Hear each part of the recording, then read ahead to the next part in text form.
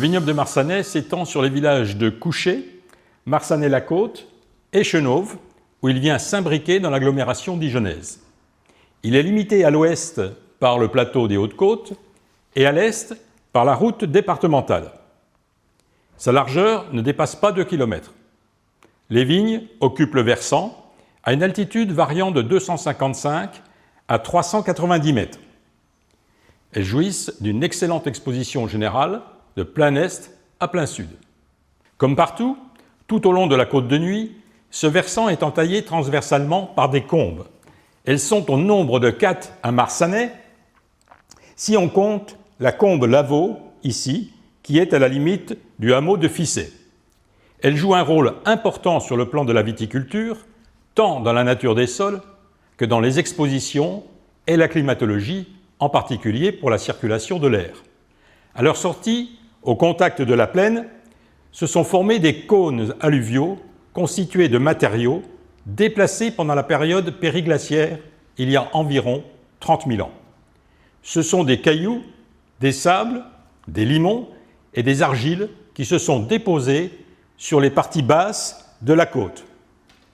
Plusieurs climats réputés se trouvent sur ce type de sol, comme Aucret, en Auvonne, Champforêt, les Échezeaux. Ces sols drainants conviennent parfaitement au vignoble et sont à l'origine de vins caractérisés par leur fruité et leur souplesse. En dehors des zones situées au débouché de ces combes, on peut distinguer deux parties relativement différentes. La première se situe au sud de la vallée sèche, formée par la jonction de la combe Grand Vaux avec la combe du Pré. Le profil du coteau est très représentatif de la côte de Nuits. La pente est bien marquée dans sa partie supérieure, généralement plus de 5%, puis s'adoucit très nettement dans sa partie inférieure. Le vignoble s'étage de 260 à 390 mètres. Il est majoritairement orienté est-sud-est, à l'exception des vignes situées à proximité des combes. Le climat, les Champerdries par exemple, jouit d'une exposition sud-sud-est, alors que les climats Haut-Larrais et également en Lavaux ont une orientation est-nord-est.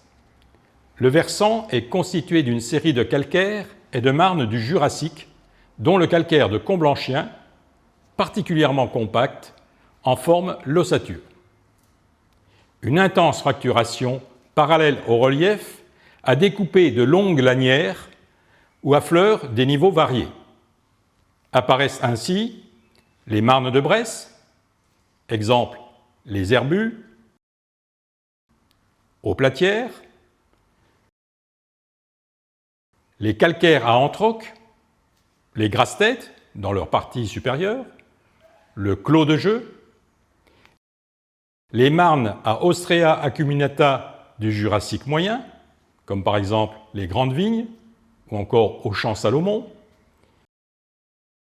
le calcaire à Chaille de Prémaux, par exemple, dans la partie supérieure des climats haut-genelières et les Clos. Les calcaires oolithiques, exemple en Pévenelle ou les Champerdries, et le calcaire de Comblanchien du Jurassique moyen, comme les plantes du dessus, les Boivins dans leur partie supérieure. À noter qu'on trouve ces mêmes strates à Gevrey-Chambertin dans le sous-sol des grands crus et des premiers crus. Les vignes situées en haut de coteau et à mi-coteau produisent des vins dont les caractéristiques rappellent celles des villages voisins de Fissin et Gevrey-Chambertin.